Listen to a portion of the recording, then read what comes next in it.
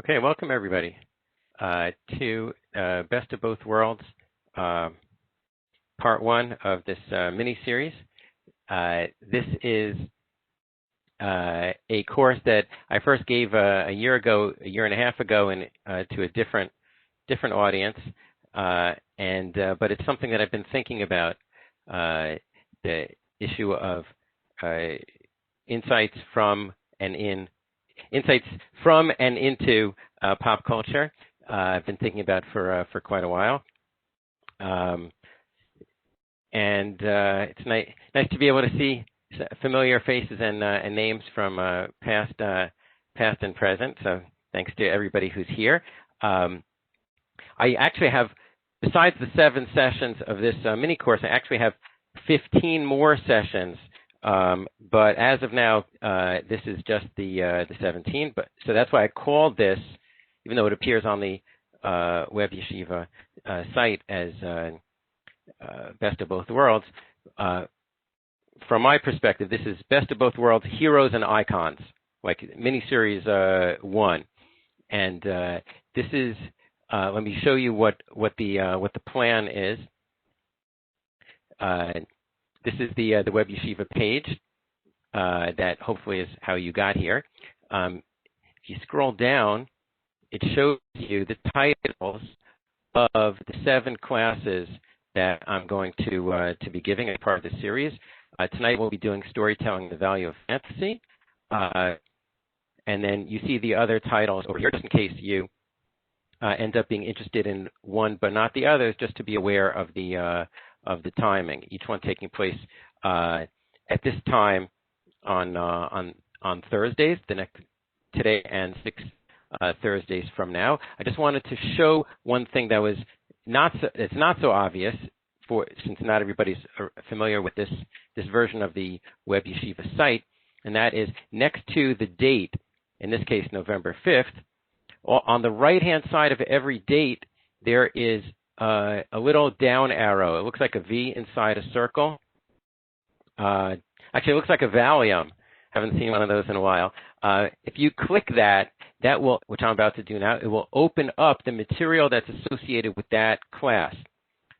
Okay, so what I do is, on the day of the class, I upload first of all, this is the subtitles that will be on the source sheet, and these are the handouts. The first handout, and you could download this anytime from when I upload it the day of the class to anytime after that. There's the source sheet, which we will go through during the class, and then there's also a supplement. There will be 1 or 2 supplements for each session, which we will not do in class, but it's related information that I think people might find interesting, maybe something to print out and look at over Shabbat after the class. So the one for today, which we're not going to do at all, but here it is on the website, is called Fantasy and Jews. It's an article or an overview and a follow-up. In any case, that's to explain what the plan is for this course. In general, for this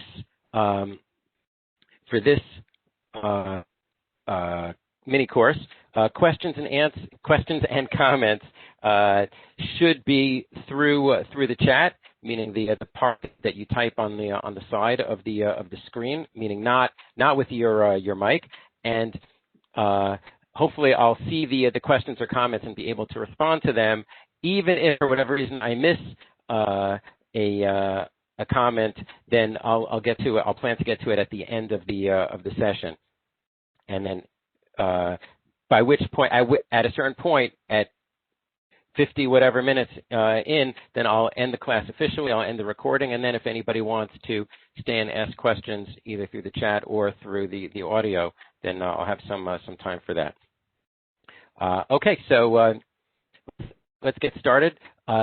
This is a kind of, it's not exactly an introductory topic, but it'll have to do.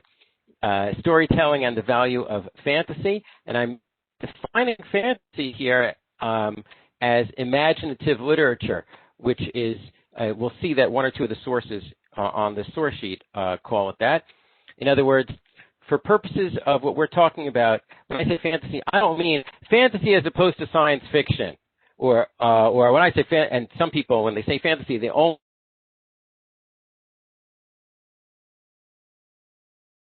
maybe rolling. But the point that I'm going to argue or show you sources that argue the point, the value is not so much in the genre as in the fact that it's imaginative literature that helps you imagine things.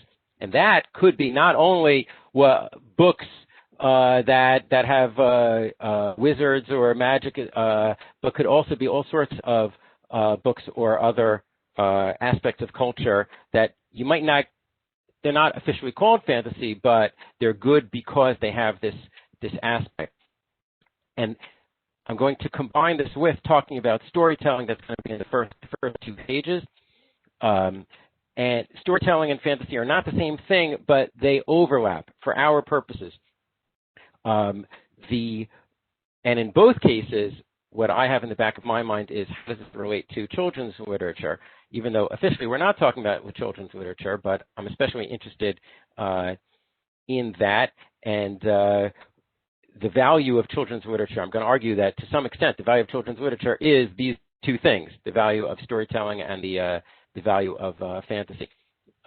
Anyway, let's take a look at part of a speech given by Philip Pullman when he won the Carnegie Medal. The Carnegie Medal is the top prize in England for children's literature. And there is, even though, of course, he's Philip Pullman is best known for his Dark Materials series, a series of books which was made into one bad movie and then a much better TV series that they're in the middle of right now. But I want to point out, since I mentioned Pullman, that he also wrote a lot of other books, mostly for children, but not only, the Sally Lockhart series, and a whole bunch of independent books. So even if like me, you did not like the Dark Materials series, he still has some really excellent material. My favorite book of his is this one, I Was a Rat, which is a retelling of the Cinderella story from the perspective of the boy who was a rat turned into a boy as part of the pumpkin turning into a coach, and unfortunately he didn't turn back, and now he has to live in this world of Cinderella as a boy, but really he just wants to be a rat. You might not be able to tell from that description, but the book is a very clever satire of the media.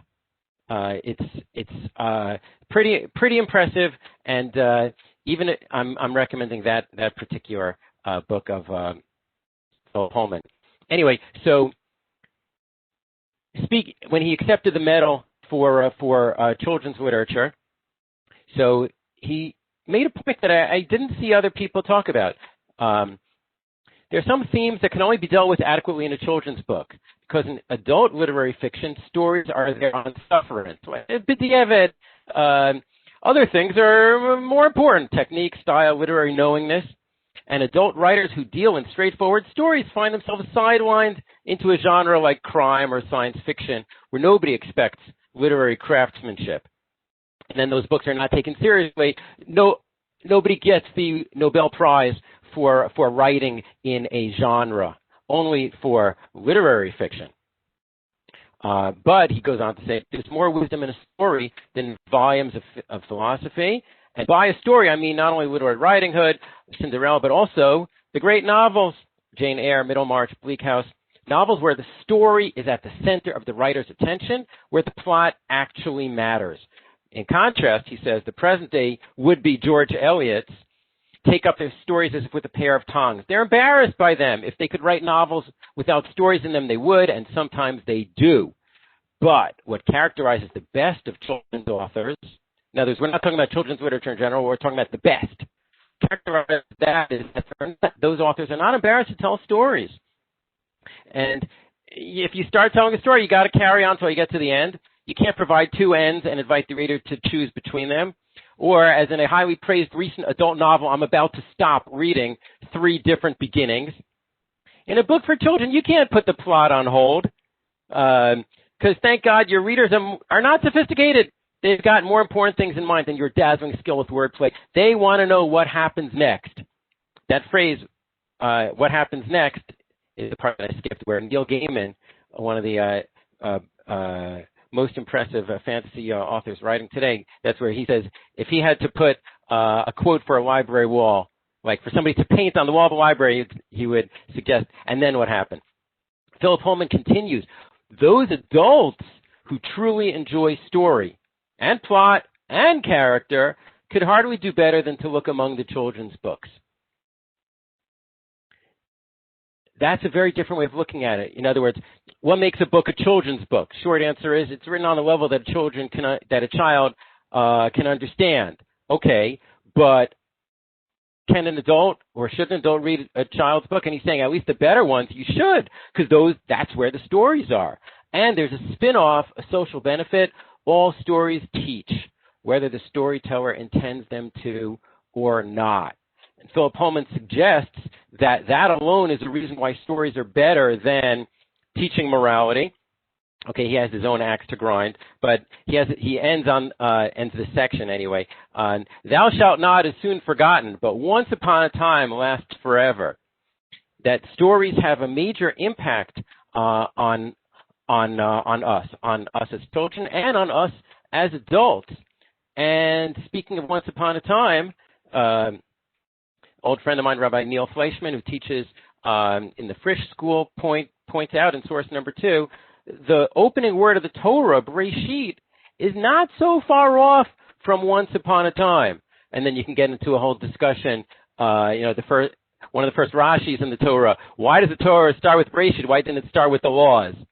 One of the many answers to that question, which is among other places, is in an essay by Rabbi Sachs, not on the source sheet, a different essay, which is like, we learn so much from the stories of Bereshit.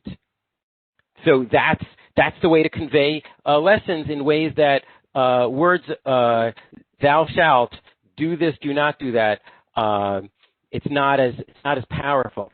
That's one way in which, notice a very subtle segue here from stories in general to Torah stories. Besides the Torah itself, or at least the parts of the Chumash itself, there's one time through the year in the Jewish calendar that the story becomes the most important thing, and that is at the Seder. In this unusual Haggadah that was published several years ago called New American Haggadah, it was a collaboration of 4 or 5 different American Jewish authors. The most important one, of course, is Lemony Snicket, who has the funny commentary inside this Haggadah, but the other ones that they have a commentary around the sides of the page. So Dr. Rebecca Goldstein, who is an author, she's written fiction and nonfiction, and she won the National Jewish Book Award for fiction. She's a MacArthur Fellow. She wrote one of these commentaries in which she points out Haggadah means narration. Lahagid, same word as Agadah, it's a story, okay? And the Seder insists on the moral seriousness of the stories that we tell about ourselves. And then basically, to some extent, she overlaps here with what she's about to say with what Philip Pullman said. Stories are easily dismissible as distractions, the make-believe we crave as children, losing ourselves in the sweet enchantment of as if. As if belongs to the imagination.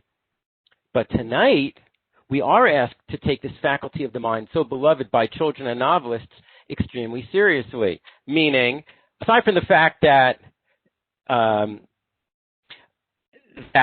mitzvah of Seder night, besides the eating mitzvah of matzah, the mitzvah is Sipur Yetziat Mitzrayim, tell the story. But the way it's formulated is that you have to see yourself as if you personally went out of Egypt. How do you do that?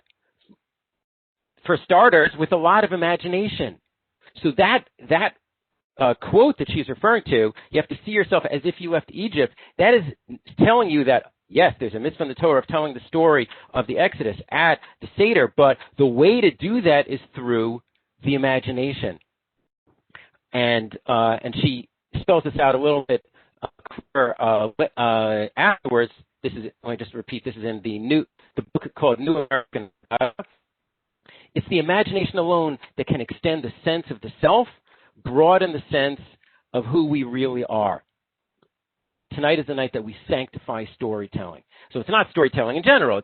It's storytelling about this particular story, but it didn't have to be that way. It could have been that, how do we fulfill the mitzvah in the Torah of, it says, and you shall read these words that I tell you. Oh, that's the Shema. So how do we fulfill the mitzvah of the Shema? By reading the Shema. So it could be, maybe, if I could imagine, if I didn't know better, I'd say the way to fulfill the story of telling the story, the way to fulfill the mitzvah of telling the story of Yetziat Mitzrayim is read what it says in the Chumash. If not from the beginning of Sefer Shemot, then at least certain chapters. And yet, Chazal, the rabbis who set up the Seder, no, they didn't want you to read from the Chumash. They wanted you to tell the story yourself, starting from your imagination. You imagine as if you went out of Egypt. So that's an unusual way of tying in the significance of storytelling, tying it into the Seder. And the one who really spells this out and talks about the importance of storytelling in general in Torah life is Rabbi Sachs. Here in source number 4, of course, we these days we're all davening for him to get better. Rabbi Yaakov Tzvi ben Liba. Rabbi Sachs in a Dvar Torah on Parshat Bo describes this as the history of storytelling as an essential part of moral education. And he points out that through the story of Yetziat Mitzrayim, Moshe 3 times turns to the future and to the duty of parents to educate their children about the story that was shortly to unfold. Why? What's extraordinary about this? Rabbi Sachs explains, top right, and you have to imagine that he's the one who's reading this. It's truly extraordinary.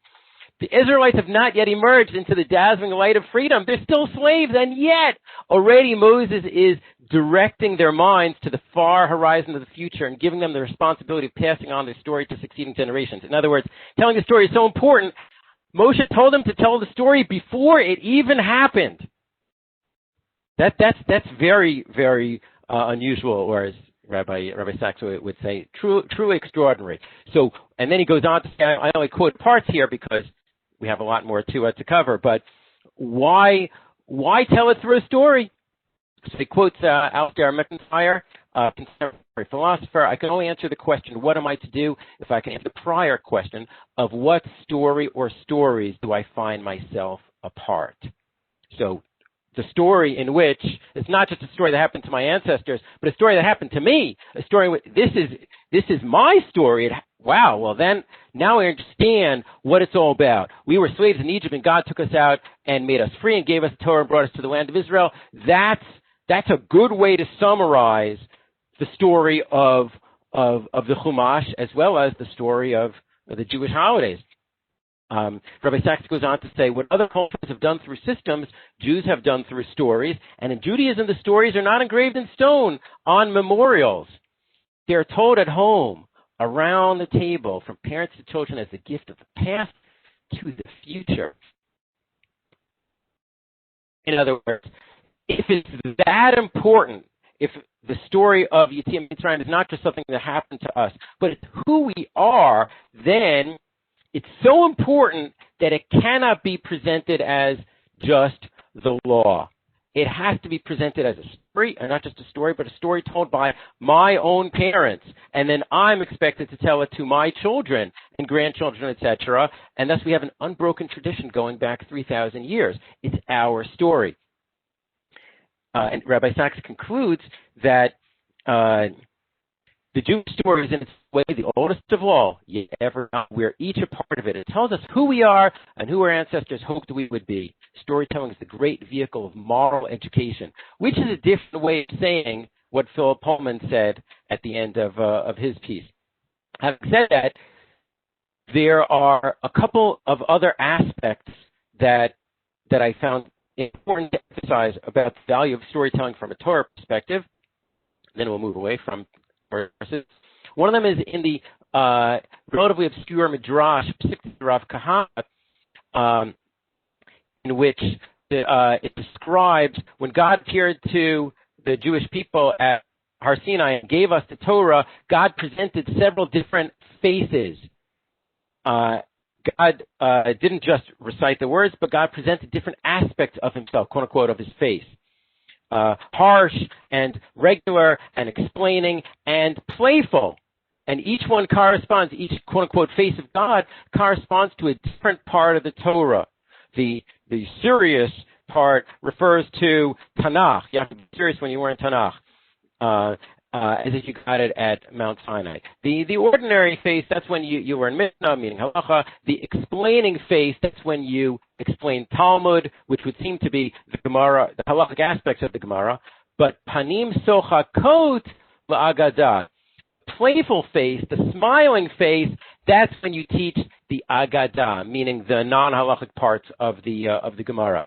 It's not enough that it's not just that there are major parts of the Gemara in rabbinic literature that are told as stories and advice and medicine and parables, all sorts of things that are not laws. It's not just that. How do you tell it? How do you tell the stories? You tell it with a smile. This is the entertaining part of Torah, and that's okay. Entertainment, these days anyway, is a major part of most of our lives in ways that would have been unheard of 100 years ago, certainly 150 years ago. But entertainment doesn't have to be a problem. The opposite. We have to teach the Torah in a way that is entertaining as well. Not only entertaining, but at least certain parts of the Torah should be taught in an entertaining way. Entertainment doesn't have to be a bad thing. And one more point before we move on, that is here in source number 6, something that really I found very startling the first time that I saw it in the Art Scroll Machzor for Yom Kippur, in the Musaf, where tells the story of Ewa Ezkra, the story of the 10 martyrs, the great rabbis who were murdered by the Romans. So, of course, we all know that Art Scroll is not the kind of book you look at to find modern Orthodox interpretations, interpretations that bring in the outside world, that explain that things are not to be taken literally. And yet, that's exactly what they did here. It should be noted that while all 10 of these righteous men were murdered by the Romans, their executions did not take place simultaneously as described here in the piyut of Ewa Ezkara, nor could they have, since 2 of the 10 did not even live in the same generation as the other 8. The liturgical accounts of the martyrdom were not meant as historical records, but as dramatic accounts of the story in order to evoke feelings of loss and repentance on the part of the congregation. Even Art Scroll, even Rabbi Sherman, who wrote so many Art Scroll books, even he has to concede that this description, this story, is not meant to be taken literally as it once happened that the Romans murdered 10 rabbis. Rather, it happened over the course of a number of generations, but it's told this way to evoke feelings. If you tell it as a story, you're allowed to dramatize in order to evoke feelings on the part of your listeners. P.S. Don't do that if you say that you're teaching history. But the whole concept of that, well, history, that's when, that's not, history is not story. History is when you're being academic and you're being as objective as possible. There's a place for that. But as pointed out in this book, by Zachor, by Professor Yosef Yerushalmi of Columbia University. It's a thin book. It's a series of lectures. See, the subtitle is Jewish History and Jewish Memory. He points out that the idea of history as understood by Tanakh and sages and the rabbis in the Middle Ages corresponds to stories. It does not correspond to history as understood today in an academic sense. And it's worth going through it at very least the first essay. Rabbi Sachs quotes extensively from the essay in his Haggadah. What I'm trying to say is, in the context of a story, sometimes the main thing is what message you want to convey, what emotion you want to convey, and as long as it's presented as a story as opposed to history, then you have leeway to change the details, and that's okay. There's more leeway to use the imagination. Back to what we were saying before, we're going to move back to the topic of fantasy. The value of fantasy is the use of the imagination. And when done properly, the value of storytelling is also the use of the imagination. So let's talk about fantasy. And again, I don't mean fantasy in the technical genre of fantasy as opposed to science fiction, but rather stories where you can imagine. For sure, in this context, science fiction and fantasy are both fantasy, but hopefully we'll get to Terry Pratchett, the last source. A lot of stories can be described as fantasy. So the thing that actually just today, and I changed the story sheet accordingly, essay by Rabbi Dr. Ben Goldman, psychologist in Teaneck and on the Upper West Side. He teaches clinical psychology at Teachers College of Columbia. He wrote an essay on his Jew side, which he addresses the essay that is in the supplementary material. The essay is about why are there no Jewish Narnias, which is a very controversial essay from 10 years ago. Rabbi Dr. Goldman's response includes this paragraph. Fantasy's place in Jewish spiritual development is to nurture in readers, child and adult alike, the capacity for spiritual imagination and wonder. I mean, the capacity to conceive of and recognize the existence of a being, capital B, outside of the realm of the immediate physical world. When one actually encounters that other, or a phenomenon that suggests that other's presence, one experiences wonder. Like a small child whose world is filled with wondrous discovery and magical possibility, a truly spiritual person experiences the wonder of the divine all around him. So, Hashemayim Mesaprim Kavod El, the heavens recount the glory of God. That's all but, to experience a sunset or a rainbow that way, it's all but impossible without the dual faculties of imagination and wonder, meaning you need that imagination and wonder in order to see God in the world, in order to appreciate what God does in the world. So he suggests that maybe watching fantasy can develop that side of you, the imagination, as we said before, and wonder as well. See the comment about Narnia. I hope to speak a little bit about Narnia when we get to Harry Potter, but yes, at least for purposes of what we're saying just now, C.S. Lewis wrote his fantasy for children, the Narnia series, as a religious Christian. And he viewed it as a religious thing to do, as opposed to his buddy J.R.R. Tolkien, who thought that it was a religious thing to create a fantasy world without any explicit religious connections. A lot to say about that. Anyway, one more essay. This is really out of the box. It appeared in the Kol HaMavaser Journal of Yeshiva University, and it's not online anywhere at the moment unless you still have the reference from when it was first put up. So here it is. It's in the Internet Archive. An article by Michael Curran, who later became a rabbi doctor. Doctor is an MD. He's a gastroenterologist in Cleveland. And he asks, why is it that people wish for a world that contains more than what they experience? In other words, why would anybody want to read fantasy? So he suggests maybe it ties into the beginning of Sefer Tanya. Every person has an innate yearning for spirituality. So you can apply that and say, since today's world, Western world for sure, is devoid of spirituality, this tendency may manifest itself through attraction to fantasies, in which case our emotional draw to the fantasy genre should excite us and hopefully bring us to realize that we need to look no further than our own religion to fulfill our desire for meaning. Meaning once we can, more or less along the lines of what Dr. Goldman said in the previous source, you develop this sense of wonder and a sense that there's something bigger than us out there. You develop that through the fantasy books, and then you know it's only fiction, But then maybe you could start looking at the world in a way that you realize that there really is something about the world that's more than what we see in our daily lives, and that thing is God's hand. Anyway, that's from a Jewish point of view. Now I want to talk about a Christian point of view. The next two sources were written by religious Christians. Jim Ware works for Focus on the Family, and let me just show you his, where'd it go? Just a second. Yeah. His books, besides the one that we're about to look at, God in the Fairy Tale, he also wrote Finding God in the Hobbit, Finding God in the Lord of the Rings, Finding God in the Land of Narnia. And I think I read two of these four. They are interesting and thought-provoking. So and you know it's Christian going in.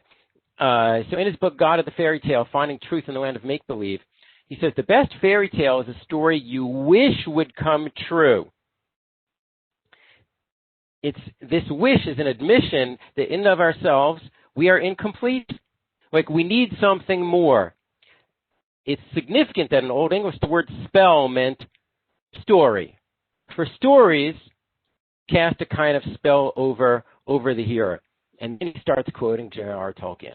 Tolkien, of course, was, as I said before, was a religious Christian, Catholic, who was like his buddy C.S. Lewis, was a professor, full-time professor at Oxford. And on the side, Tolkien not only wrote what became considered the most important fantasy work of all time, The Lord of the Rings, but he also gave a lecture on it, which is quoted later on this source sheet in source number 17, a lecture called On Fairy Stories. Lecture that he gave back in 1939 when fantasy was a lot less socially acceptable than today. Quote for Tolkien, why should a person be scorned if, finding himself in prison, he tries to get out and go home? Or if when he cannot do so, he thinks and talks about other topics than jailers and prison walls? His point, of course, is that men and women, in a certain sense, are prisoners, meaning we're in a b'diavad world. We're in a world that is not redeemed, galut in the Jewish sense. Fantasies, fairy tales, and dreams of escape are legitimate exercises for the human imagination. There's a point we have not made before. Because the human race does stand in desperate need of rescue and release, and Jim Ware goes on to say, you don't have to be a Christian, you could even be Jewish and agree with this and say what we need is a deliverer. What we need is Mashiach, meaning yearning for Mashiach is the Jewish application of the, I wish for something more. I sense that there's something problematic about this world. I'm looking towards something beyond. So just to summarize what we just said, in addition to what we said in source numbers 8 and 9, that maybe the sense of there's the sense of imagination and wonder can tie in, we can develop that towards sensing God in the world. We can also take the idea of yearning for something more that we express through experiencing fantasy, and we can apply that to make that the mashal, and the nimshal would be yearning for Mashiach. Perhaps source number 11, John Granger. We're not going to talk about him now because I have a lot more stuff from him in the Harry Potter class that we'll be doing. But suffice it to say that he calls himself the Hogwarts professor, and he wrote 3 or 4 books about Harry Potter. This book, Looking for God in Harry Potter, he suggests that novels, or great novels anyway, can serve a mythological function in a profane culture, which ties in with what Michael Curran said back here in source number 9, since today's world is devoid of spirituality. So in our culture, in which religious worship has been cast as the opiate of the ignorant, fiction, sport, and popular entertainment touch us where we live, feeding our innate hunger for some experience of a greater existence than our flat, mundane concerns. So if you start with that, and he goes on to talk about how what Tolkien, Lewis, and Rowling all had in common was that they weren't just people who wrote great fantasy works, best-selling fantasy works in English, but they were all deeply religious Christians. C.S. Lewis, it turns out, also wrote, it wasn't a speech, it was an essay. He wrote an essay called, we're still inside Granger, C.S. Lewis wrote an essay called, "Sometimes Fairy Stories May Say Best What's to Be Said." This is to explain why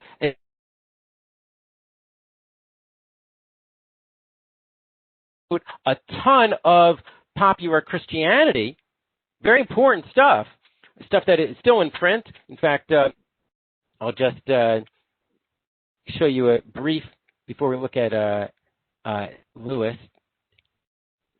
Second. Not that, this. This is some of the books, some of the Christian books published by C.S. Lewis. A lot of us have not heard of them because we know the Narnia books, but he wrote important stuff on literature and important stuff on religion. And at least a few of these books, even though he's writing as a Christian, at least a few of these books are used a lot by modern Orthodox rabbis. Oh yeah, the Narnia books are down at the bottom. Anyway, so C.S. Lewis wrote that he wanted to convey the amazing Christian story to young Christian kids, who are going to be sent to Sunday school, whatever. But he's concerned that readers, especially young readers, do not like preachy stories. So the secret to the hearts of readers is to recast the story in fantasy. He wrote, "Supposing that by casting all these things into an imaginary world, stripping them of their stained glass and Sunday school associations, suppose one could make them for the first time appear in their real potency, their real power. Could one not thus steal past those watchful dragons? I thought I could."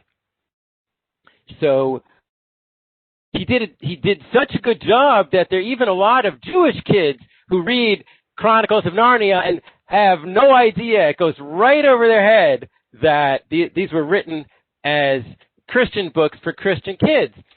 There are only a couple of places where it hits you over the head, and even then, unless the kid's already familiar with some aspects of Christianity, they're not necessarily going to notice. But the idea is that if a kid really is ostensibly a believing Christian, then hopefully the sense of wonder that C.S. Lewis wants the Christian kid to have for God, hopefully he'll feel that for Aslan in the story, in which Aslan is a very thinly disguised version of God. Anyway, that's a point I wanted to make from John Granger, and then he compares that Lewis essay to the Hogwarts school motto, "Never tickle a sleeping dragon." You could argue whether that's comparable or not, but I think it's very likely that Rowling was familiar with this essay of Lewis. Anyway, continuing with Lewis, the question that a lot of adults don't feel that they can answer is, should adults read children's books? So for example, switching back to the browser here, you may recall that these are the Harry Potter original covers in the American edition. Okay, these are the original covers in the British edition, very colorful. Okay, but the British publisher, at least originally, published the first 4 books in another edition, same exact words, but with serious black and white, mostly black and white covers, so that you could read it on the tube, so that you could be an adult reading these books in public and not have to feel shame that you're reading a colorful children's book. After the first 4 books, the Harry Potter books were big enough that they didn't have to continue these covers. But what do they switch them to? They continued with different set of covers. Look at this. These are the 7 books published for adults in the UK. And you could tell, if you didn't know anything about these books, you could tell that these are serious novels. Look at they're still dark, they're still gray, but these are not for children. Children don't read these books. Don't worry, I would never read a children's book. So that sense, for better or for worse, Americans don't have that sense. Americans are less Yes, I see Richie commented, they look very much like Game of Thrones covers. Yes, that's probably not a coincidence. Before I switch back, it's a good question. Why should an adult be embarrassed reading a children's book? Well, C.S. Lewis, who wrote both nonfiction and fiction books for adults and fiction books for children, he had something to say about this in his essay on stories. He says it's usual to speak of a playfully apologetic tone, basically defensive, about one's adult enjoyment of what are called children's books. I think the convention is a silly one. No book is really worth reading at the age of 10, which is not equally and often far more worth reading at the age of 50. Except, of course, books of imagination. The only imaginative works, notice he uses that term again, that we're identifying fantasy with imaginative literature. The only imaginative works we ought to grow out of are those which it would have been better not to have read at all. It's a very powerful point. And just to tie that in with a great line from a Canadian novelist, Robertson Davies, a truly great book should be read in youth, again in maturity, and once more in old age, just as a fine building should be seen by morning light, at noon, and by moonlight. Well, he's a good writer. But a different way of presenting this is by Untitled Chapter, most famous for her Mary Poppins book, which here are the covers. There are 6 of these are actual storybooks, and the other 2 are supplementary. One's a recipe book, one is a to Z book. If you've only seen the Mary Poppins movie, I recommend reading the books. They're good, even though Mary Poppins in the books has only a little bit in common with Mary Poppins of the movie, which is why it wasn't just made up for the movie Saving Mr. Banks that P.L. Travers was very upset by what Disney did with her books. But she wrote a fascinating essay back in 1975 called On Not Writing for Children. And she says that it's to label books from 5 to 7, from 9 to 12, this is hard, both on children and on literature. If it is literature, indeed, it can't help being all one river. You put into it according to age a small foot or a large one. In other words, if it's good, the fact that it can be enjoyed by a child shouldn't take away at all from the fact that I can enjoy it as an adult.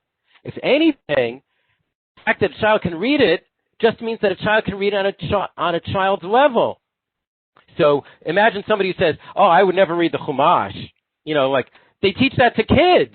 So how good could it be anyway? How deep could it be anyway? What a stupid thing to say. A child reads it as a child, and an adult reads it with the depth of an adult. Isn't it possible that books that are considered children's books the better ones, could also be read on that level? Just one quick quote here from someone who publishes children's books, that right now, the quality of the literature for children out there is astounding. I say this as someone who reads hundreds of children's books a year. A lot of it isn't that good, but a lot of it is. And a lot of it that was not available at all when I was a kid. I highly recommend anybody who has not read children's books lately to check out what's available. Anyway, our last subtopic is, how did fantasy become a children's thing? After all, if fantasy is, as we suggested before, fantasy is a book or other work of culture that emphasizes the imagination, imaginative literature. What does it have to do with children? Okay, children can appreciate it, but why should it be only children? So I found a couple of suggestions, a couple of answers to this question, theories from people who wrote books for children. First one is Ursula K. Le Guin, just died 2 years ago, and she wrote a lot of books. Here's a couple of shelves from the Toronto Public Library. These are all books by Ursula K. Le Guin, and it's not all of them either. Tons, at least 100 short stories, a couple of dozen novels for adults, a whole bunch of novels for kids, most famously the Earthsea series, a bunch of nonfiction essays, really impressive. If you get a chance to watch the PBS documentary about about Ursula K. Le Guin. I recommend that. So she wrote an essay for the British newspaper or publication, New Statesman, in which she tackles this issue. And she starts by saying that if you return to The Snow Queen or Kim, books that are considered for children by Hans Christian Andersen and Robert Louis Stevenson, respectively, you may well discover a book far less simple and unambiguous than the one you remembered. That goes back to what I said a minute ago about the Chumash. That shift and deepening of meaning can be a revelation both about the book and about yourself. Curiously enough, most of these lifelong children's books are fantasies. Now, you could argue that Kim is not, but what's a fantasy? Let's define it. A book in which magic works, animals speak, etc. Fascinating theory that she suggests. When there began to be such a thing as books written for children, which was not a thing through history, when that started in the mid-19th century, not that long ago in human history, fiction was dominated by the realistic novel. Romance and satire were acceptable, but overt fantasy was not. Good luck finding fantasy novels for adults from the 1800s. So for a while, fantasy found a refuge in children's books. Like you're telling me that George MacDonald's books, he was, among other things, C.S. Lewis's literary hero. George MacDonald's books are for children? Yeah, a child can read them. But they're a lot deeper than what you expect from a child's book. So there, among children's books, fantasy flourished so brilliantly that people began to perceive imaginative fiction as being, quote, for children. But to conflate fantasy with immaturity is a rather sizable error. And she goes on to say, on top of the next page, does any other kind of fiction cross age lines this way, the way that fantasy does? Maybe, but offhand, no. Offhand, fantasy is the one. And then she comes back to Harry Potter. Of course, Harry Potter, you could say, that's competition for her series. But she was very happy about it. The Harry Potter phenomenon confirmed that fantasy builds a two-way bridge across the generation gaps. Adults trying to explain their enthusiasm for Harry Potter told me, I haven't read anything like that since I was 10. And I think this was simply true. Discouraged by critical prejudice, rigid segregation of books by age and genre, and unconscious maturismo, many people literally had not read any imaginative literature since childhood. Okay, so rapid, immense success made the Harry Potter books respectable, indeed obligatory reading. So people read and rediscovered the pleasure of reading fantasy. That's an interesting point. That is that because fantasy can appeal to children and adults, therefore, that's a good way, getting an adult to read a great children's fantasy novel is a good gateway for an adult to get into high-quality children's literature. There's a lot of high-quality children's literature now that isn't fantasy, but you might as well start with fantasy. Tolkien, in that same essay, that same lecture that we mentioned before, he has a variation on this idea. I don't know, maybe Le Guin got it from Tolkien, but he suggests the association. Remember, he was speaking in 1939 when the fantasy was not taken seriously by adults. The association of children and fairy stories, by which he means fantasy in general, is an accident of our domestic history. Fairy stories are, in the modern lettered world, have been relegated to the nursery, meaning like the children's bedroom, as the same way as shabby or old-fashioned furniture is relegated to the playroom, primarily because the adults do not want it, and they do not mind if it's misused. It's not the choice of the children which decides this. Children neither like fairy stories nor understand them better than adults do. No, they're just, in fact, only some children and some adults have any special taste for them. But he basically argues that children did not choose fantasy stories to be fairy stories to be for them. It's that because the adults didn't want them, so the adults gave them to the children. But that doesn't make them children's stories. And to be honest, about fairy tales are children's stories. I don't mean some of the versions that have been Disney-fied, but like the Brothers Grimm and especially the versions before Charles Perrault, a lot of those are really not children's stories if you want to protect your children in in any way. I thought that was an interesting point. But who argues with Tolkien? Travers, same person we mentioned before, author of the Mary Poppins books. She says that the country where the fox and the hare say goodnight to each other. This is the place we're all seeking. You know, the above, the place beyond where we are. The what if there was something more than our world? We're all seeking, child and grown up alike. We're looking for miracles. We're looking for meaning. We want the fox not to eat the hare, which of course was in real life. We want opposites reconciled. Child and grown-up alike we want it. And I hope you will not think me frivolous when I say, she says, it's not only children, but many grown-ups who in their own inner world are concerned at the sleeping beauty's sleep and long for her to be wakened. And here it's worthwhile remembering that neither the Sleeping Beauty nor Rumpelstiltskin was really written for children. In fact, none of the fundamental fairy stories was ever written at all. They arose spontaneously from the folk. These were folk stories, and they were transmitted orally. It wasn't until the 19th century when the collectors, primarily the Grimm brothers, set them down in print. The children purloined them and made them their own. That's a little different from Tolkien. Travers says they were the perquisites of the grown-ups, and the children simply took them. For in the long run, it is children themselves who decide what they want. To put another, unlike Tolkien, who says the adults didn't want them, so they were relegated to the children, Travers thinks, no, children took them because they wanted them. Oh, and then as a result, adults associated them with children, and adults, some adults are snobby about it. But what she doesn't address directly here is, why did the children take them? The children took them because the children understand that there's a value in the imagination, or alternatively, there's a value in storytelling. Both aspects of which, storytelling and fantasy, I've tried to emphasize, have been are key elements of what's so great about fantasy in the sense of imaginative literature. I see Anne wrote, the same thing happened with comic books. Comic books were considered for young kids, and now the form has gotten highly sophisticated, but the bias against comic books is still there. Right, that's why, thank you. That's why we don't call them comic books, we only call them graphic novels.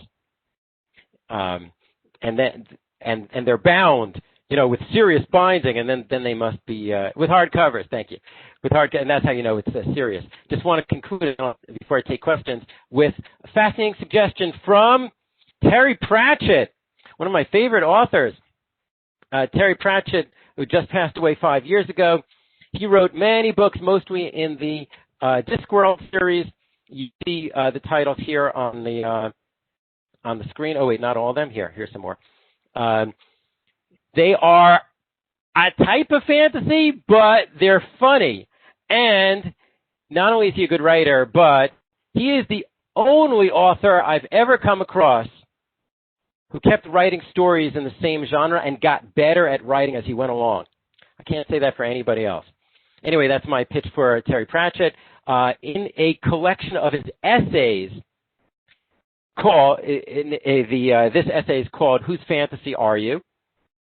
He said, we like to build these little worlds where everything gets sorted out and makes sense. And if possible, the good guys win.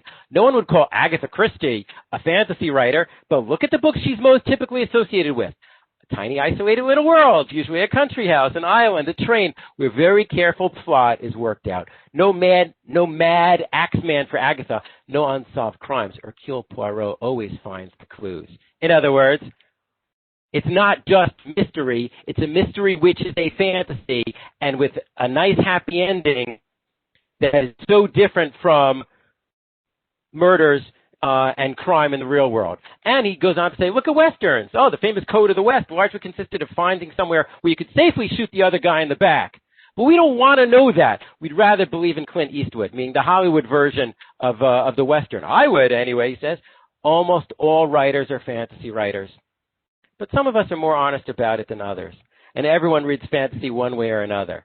In other words, all fiction, or almost all fiction, is fantasy. What I'm trying to say is that when you talk about getting back to the point of what's the appeal of fantasy, what's the appeal of imaginative fiction, it's that it's about the imagination, it's about a type of wish fulfillment, and it's open about it. It doesn't try to hide it the way that other genres of literature do.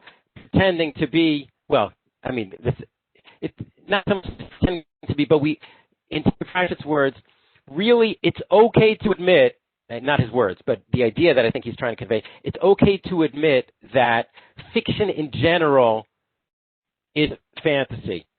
At least the stories is a type of fantasy, and that's okay.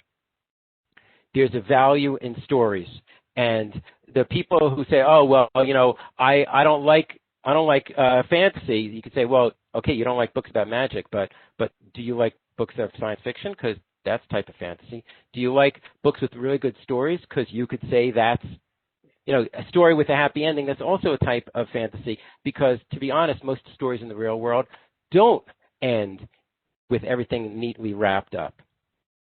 And speaking of neatly wrapped up, I want to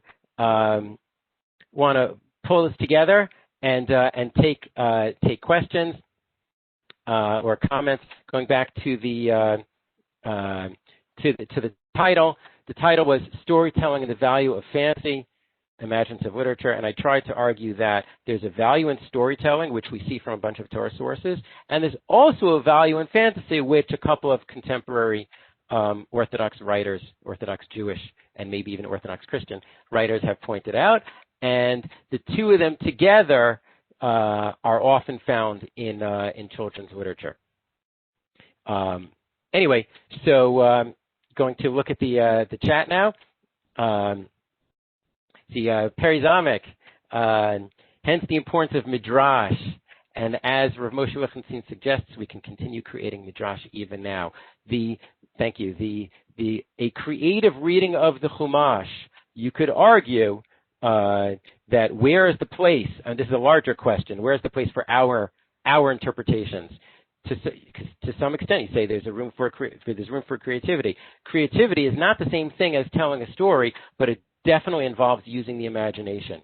And some of the more imaginative interpretations that we find, let's say from Shadal or Beno Yaakov or any of the other commentaries of the last 100, 150 years, if we were just learning the classic commentaries, we would never have thought of a lot of those interpretations. Let me just repeat that the source sheet is found on the page of this course. I'll just share it again for those who might have missed it at the beginning. Just a minute, not this page. This page, where you go to the course page, the one that looks like this, and then you scroll down and you click on the little volume symbol on the right-hand side, and it shows you the handout, the PDF, the source sheet that we just used, and another one that I'm not using at all, but it's something interesting and relates to the topic, and I recommend it. I'm going to end the recording now, and then I'll stay for future questions. Thanks to everybody for joining me. 1 week from now, our topic is superheroes as role models, and I hope that you can join me for that.